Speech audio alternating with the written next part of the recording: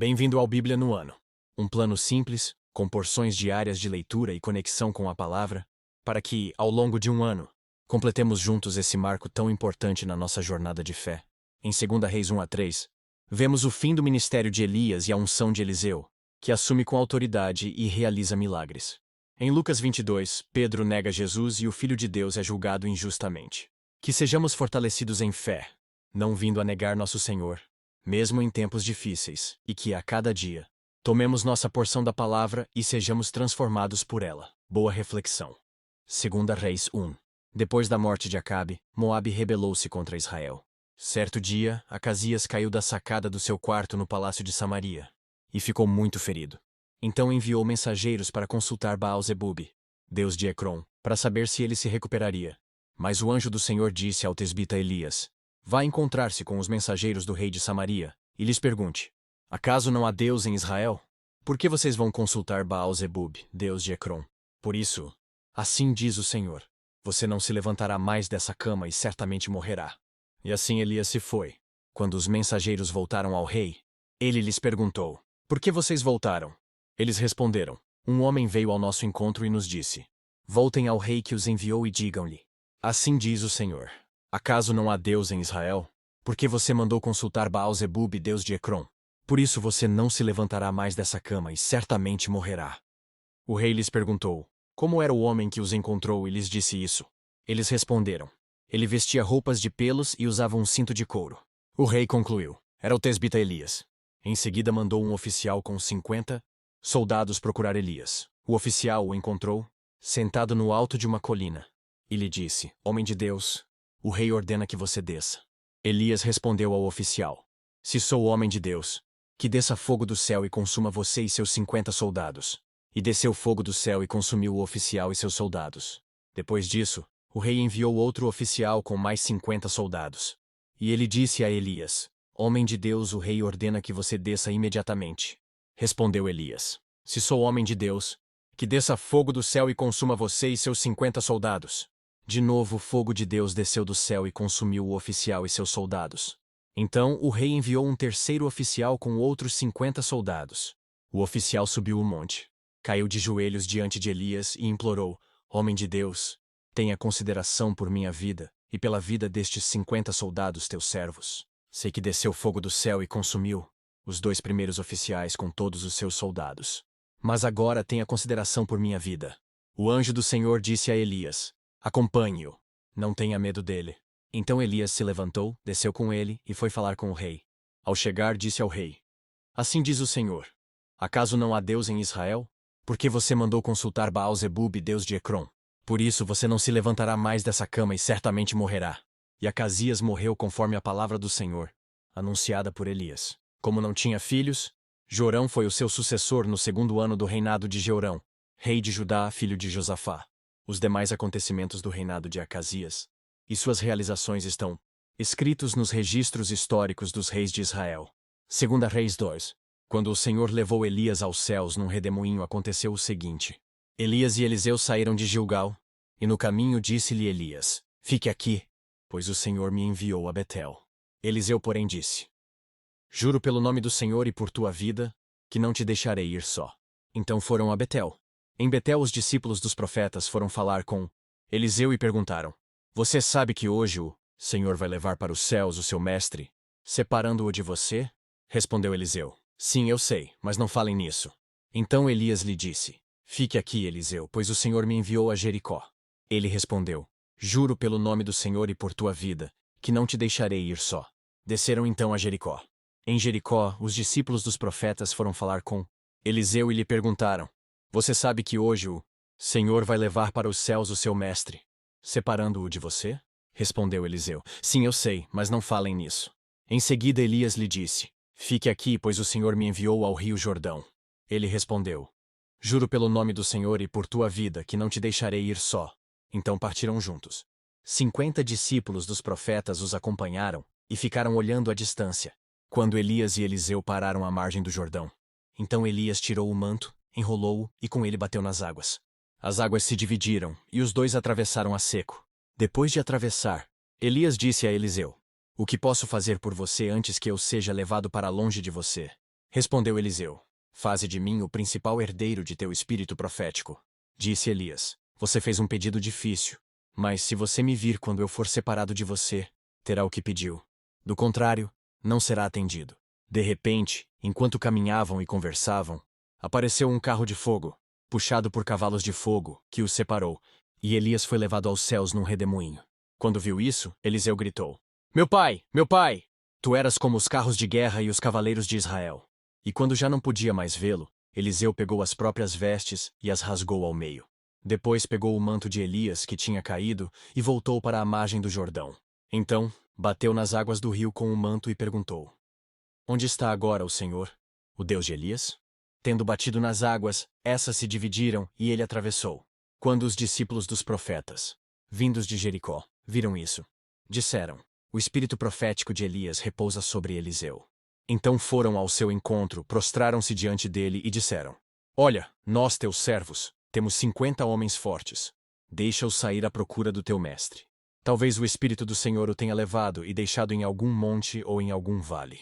Respondeu Eliseu: não mandem ninguém. Mas eles insistiram até que constrangido consentiu. Podem mandar os homens. E mandaram 50 homens, que procuraram Elias por 3 dias, mas não o encontraram. Quando voltaram a Eliseu, que tinha ficado em Jericó, ele lhes falou: não lhes disse que não fossem.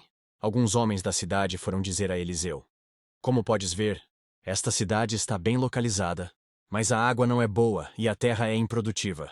E disse ele: ponham sal numa tigela nova e tragam-na para mim. Quando a levaram, ele foi à nascente, jogou o sal ali e disse: assim diz o Senhor: purifiquei esta água. Não causará mais mortes nem deixará a terra improdutiva, mãe. E até hoje a água permanece pura, conforme a palavra de Eliseu.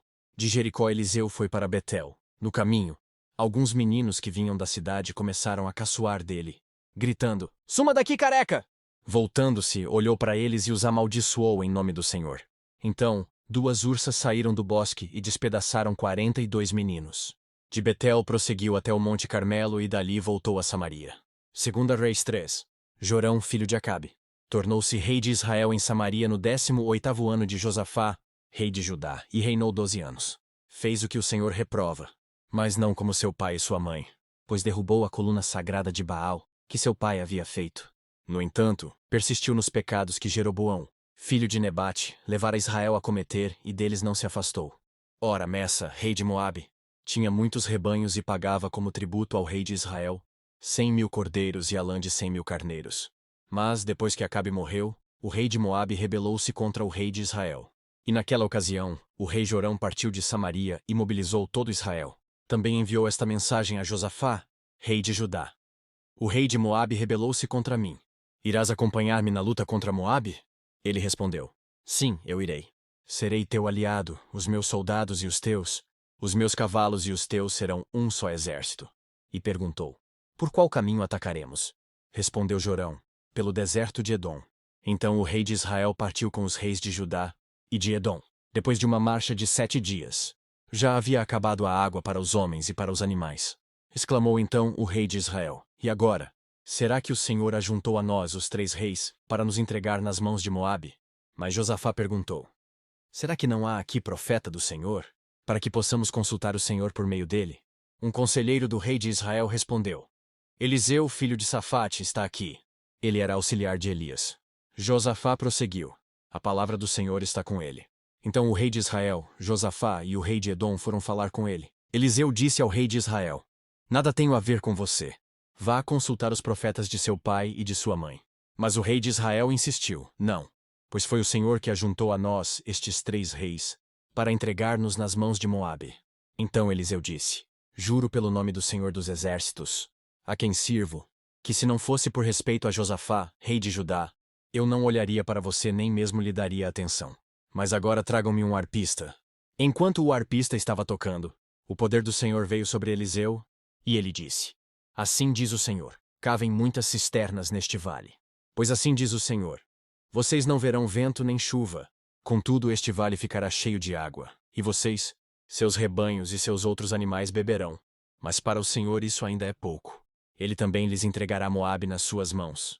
Vocês destruirão todas as cidades fortificadas e todas as cidades importantes. Derrubarão toda árvore frutífera. taparão todas as fontes e encherão de pedras todas as terras de cultivo.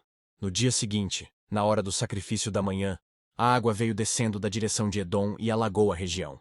Quando os moabitas ficaram sabendo que os reis tinham vindo para atacá-los, todos os que eram capazes de empunhar armas, do mais jovem ao mais velho, foram convocados e posicionaram-se na fronteira. Ao se levantarem na manhã seguinte, o sol refletia na água. Para os moabitas que estavam defronte dela, a água era vermelha como sangue. Então gritaram: "É sangue!" Os reis lutaram entre si e se mataram. "Agora ao saque, Moabe!" Quando, porém, os moabitas chegaram ao acampamento de Israel, os israelitas os atacaram e os puseram em fuga. Entraram no território de Moabe e o arrasaram. Destruíram as cidades. E quando passavam por um campo cultivável, cada homem atirava uma pedra até que ficasse coberto. Taparam todas as fontes e derrubaram toda a árvore frutífera. Só Kir-Haresete ficou com as pedras no lugar. Mas homens armados de atiradeiras a cercaram e também a atacaram. Quando o rei de Moabe viu que estava perdendo a batalha, reuniu 700 homens armados de espadas para forçar a passagem, para alcançar o rei de Edom, mas fracassou. Então pegou seu filho mais velho, que devia sucedê-lo como rei, e o sacrificou sobre o muro da cidade. Isso trouxe grande ira contra Israel, de modo que eles se retiraram e voltaram para sua própria terra. Lucas 22. Então, prendendo-o, levaram-no para a casa do sumo sacerdote. Pedro o seguia à distância. Mas, quando acenderam um fogo no meio do pátio e se sentaram ao redor dele, Pedro sentou-se com eles. Uma criada o viu sentado ali à luz do fogo. Olhou fixamente para ele e disse: "Este homem estava com ele." Mas ele negou: "Mulher, não o conheço." Pouco depois, um homem o viu e disse: "Você também é um deles." "Homem, não sou," respondeu Pedro. Cerca de uma hora mais tarde, outro afirmou: "Certamente este homem estava com ele, pois é galileu." Pedro respondeu: "Homem, não sei do que você está falando." Falava ele ainda quando o galo cantou. O Senhor voltou-se e olhou diretamente para Pedro. Então Pedro se lembrou da palavra que o Senhor lhe tinha dito: "Antes que o galo cante hoje, você me negará 3 vezes." Saindo dali, chorou amargamente. Os homens que estavam detendo Jesus começaram a zombar dele e a bater nele. Cobriam seus olhos e perguntavam: "Profetize! Quem foi que lhe bateu?" E lhe dirigiam muitas outras palavras de insulto. Ao romper do dia, reuniu-se o sinédrio, tanto os chefes dos sacerdotes quanto os mestres da lei, e Jesus foi levado perante eles. "Se você é o Cristo, diga-nos," disseram eles. Jesus respondeu: "Se eu vos disser, não crereis em mim, e se eu vos perguntar, não me respondereis. Mas de agora em diante, o Filho do Homem estará sentado à direita do Deus Todo-Poderoso." Perguntaram-lhe todos: "Então você é o Filho de Deus?" "Vós estáis dizendo que eu sou," respondeu ele. Eles disseram: "Por que precisamos de mais testemunhas? Acabamos de ouvir dos próprios lábios dele." Que as palavras de hoje permaneçam em seu coração e transformem sua caminhada de fé. Não esqueça de curtir, compartilhar e se inscrever no canal para continuar essa jornada conosco. Se ficou para trás, não tem problema. É só assistir aos vídeos anteriores e se manter firme no plano. Nos vemos no próximo vídeo para mais uma porção da Palavra de Deus. Até lá. A paz.